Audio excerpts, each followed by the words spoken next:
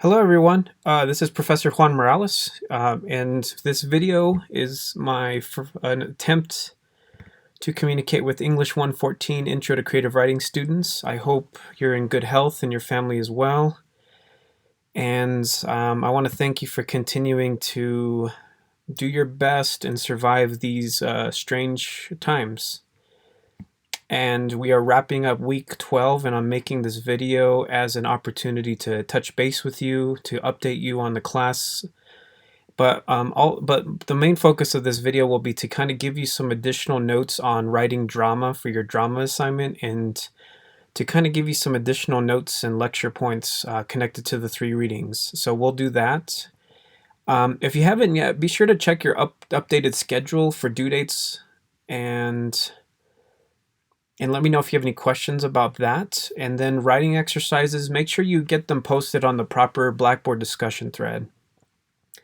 And finally, I'm going to continue to work on grade books and grading, and I will be in touch with full-blown updates and start getting work back to you next week. So thanks for your patience with that, and I hope it gives you some additional guidance on your assignments as we continue on. All right, so without further ado, I want to walk you through 3 readings today. Is the Starkey, let's see, what's the title? I'm scrolling. Writing the 10-Minute Play, and then Sure Thing by David Ives and Idris Goodwin's Black Flag. These are both great plays that I think will be good models for you. When you look at them, also look closely at the formatting of the script and the dialogue. So, you know, because I think it's important to be consistent and clear on who's talking, what blocking you're using, and other key details. And the dramatic script that you write also should include a cast of characters with general details and information, so those characters can be properly casted. So, all right, we're going to start with the writing the 10-minute play, and I'm going to move this over a pinch so you can see it. But as you have discovered already, most of this is kind of giving you a lot of general background on drama and writing it as well. And just remember that there's this kind of interesting back connection of not only writing it to be read, but also to be performed, and to also give people who are part of the production process all the key ingredients to kind of put it together. This part here is really helpful, remembering that it's not a screenplay necessarily, because a screenplay is very visual and very cinematic, and we're used to movies, so we kind of think that's the same thing. Remember, a dramatic piece can start out as a dramatic piece or a play, but then it can be adapted into a screenplay or a play. So there's that. And remember, a play is not a conversation, it's not a rant, and it's not an essay. It can have elements of these things, but it's not always the case. Some other good things I kind of covered in this reading is also making sure that you have believable characters, and you also write convincing dialogue. You want to make sure that your listeners, your readers, and your audience members, they're not getting distracted by, oh, that's cheesy, or oh, they wouldn't really say that. So you want to really kind of really get invested into the world and into the situation you're putting your characters through. A 1-act play is discussed here. You know, there's no intermission, and you don't have to worry about that with your plays. They're going to be short, and I don't think you're going to write a standard 3-act play. And you can kind of see some of the key terms are kind of connected into or described in bold. That includes soliloquies. You might be familiar with soliloquies as being monologues. Usually a monologue or a soliloquy is and I had a phone call there, so I'm not going to answer it right now because this is the 5th time I've done this video. So thanks for bearing with me. So as I was saying, a monologue or a soliloquy is usually a type of thing that is spoken by one actor, and then you notice the other actors usually freeze. And when they freeze, it's kind of indicating that this is the thought process being expressed by the character. All right, so dramatic question. I think this is an important term I want to make sure is covered. And The dramatic question is usually one or two max, but usually just one question that you're looking to be answered in the play.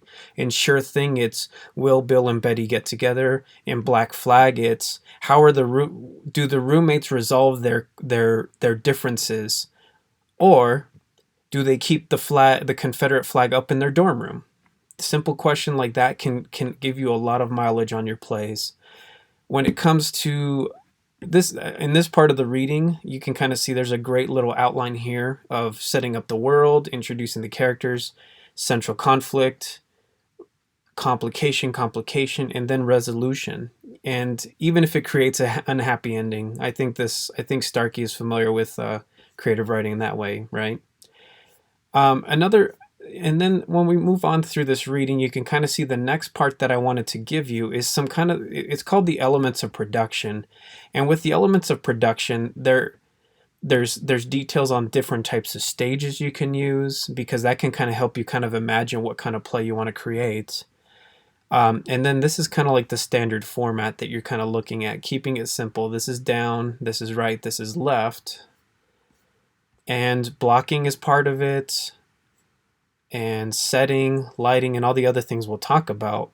But another thing that you want to notice with plays is that there's usually four. What you might know you might be familiar with the term breaking the fourth wall, and usually what that means is, like, let's say the actors go into the audience and they start acting, or actors start to talk directly to the audience and things like that.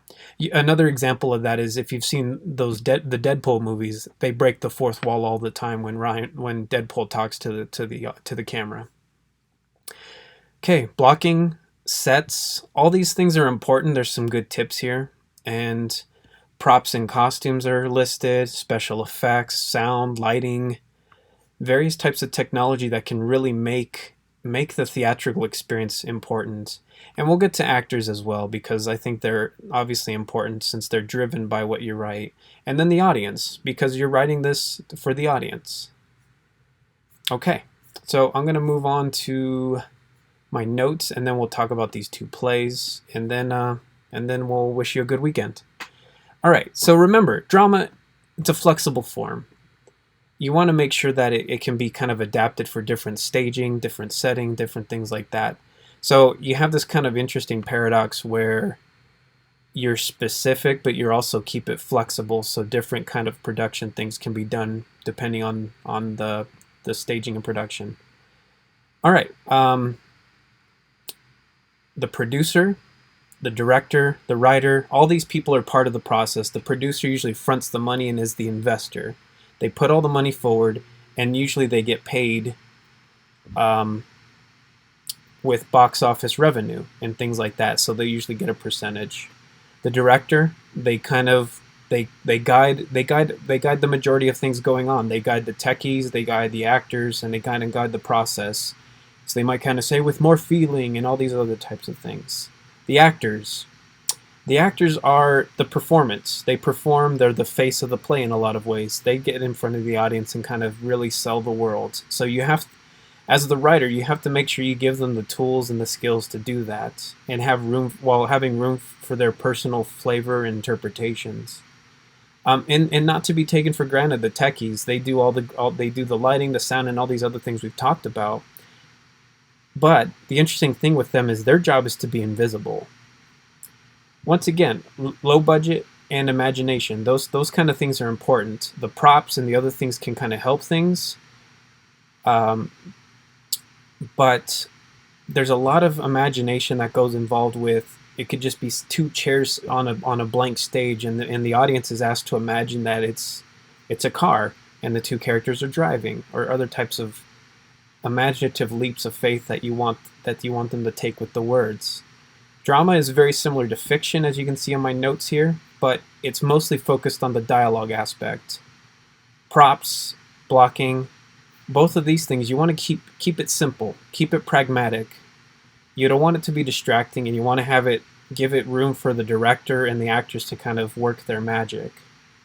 But make sure that the props and the blocking kind of drive the action. They kind of keep things going. I already talked about the dramatic question. It's very important. There you go. don't give your characters a chance to leave the scene. You want to keep them on the stage. You want to make sure that they can't avoid the situation. I know that sounds like a strange piece of advice, but a lot of times that's where those reversals and those turns in the plot can really help. It could be a subject change, or it can be a plot twist, or have new information revealed. Cut to the chase. What I mean by that is just make sure that you kind of cut out the everyday chit chat you might use in a regular conversation with people, like with salutations. Hey, how are you? Good. How are you? How's your weekend? So maybe try to skip those steps and kind of just get to the direct parts of it. Like a character walks in and says, "Good morning. Did you bring the package?" "Yes, it's right here." "Can I open it?" "No," and so forth. Diction, this one's important as well. It sets up the region, the geography, and the authenticity of your characters. And don't use it sparingly, is my advice, because you don't want a character that says, like, whatever, saying that every sentence. You want them to kind of say it occasionally so we understand who they are, but we also don't distract. Okay. If you have other questions about the dramatic elements, let me know. Shoot me an email, drop those questions on the discussion threads, and we'll keep doing this with our other readings and videos. So, okay. So looking at real quick with Black Flag and Sure Thing. Here's what I want to. Here's the small things I want to point out. Sure Thing is driven by the prop of the bell. And I encourage you to watch the live version of it I posted on our various things. You can see it on YouTube, because a lot of people miss out on the fact that the ding of the bell resets the scene. It keeps resetting the scene in the conversation, and it really helps with the humor. And the flexibility of the play is cool, because you see it was published in like the 80s, and a lot of the 80s jokes don't land with this anymore, so the production can modify that. Another example of modification is you could make it a same-sex couple instead of Bill and Betty, so there's a lot of cool things you can do. Last but not least, Black Flag by Ives Goodwin. It has the props like the Confederate flag. It has the dorm issue, which might be relatable to some of us. For example, if you're in quarantine, or if you're in a dorm and you get along with your roommate or your significant other, fine. But there's different conflicts that kind of come up, so it really does a good job with that. A cool thing that just happened today is Ives Goodwin they just filmed a short film version of Black Flag, and you can watch it online. So if you go to blackflagshort.com/watch Black Flag, and you can check out a 15-minute interpretation of it. Maybe you want to compare and contrast how the script became the movie. Okay.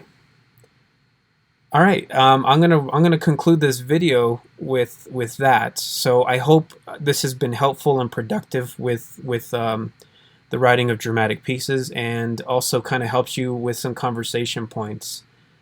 Let me know if you have any questions. Let me know if you have any suggestions on what can help you do your best in this class. And I appreciate your flexibility and your hard work. I know, well, we'll get through this all together. So, all right, bye for now, and stay tuned for more videos, more dialogue, more grades, and all the other stuff that's gonna come for our class.